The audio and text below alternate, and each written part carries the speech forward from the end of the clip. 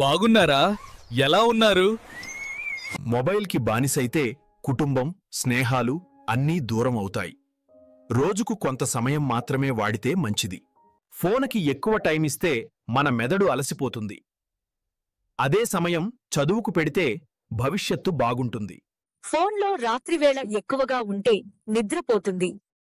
నిద్రలేని జీవితం ఆరోగ్యాన్ని నాశనం చేస్తుంది. ఫోన్లో ఎప్పుడూ యూట్యూబ్ షాట్లు చూస్తూ ఉంటే మన సమయం వృధా అవుతుంది. లక్ష్యాలు దూరమవుతాయి. మొబైల్ వల్ల కుటుంబంతో మాట్లాడే సమయం తగ్గిపోతుంది. ఇది మన సంబంధాలపై చెడు ప్రభావం చూపిస్తుంది.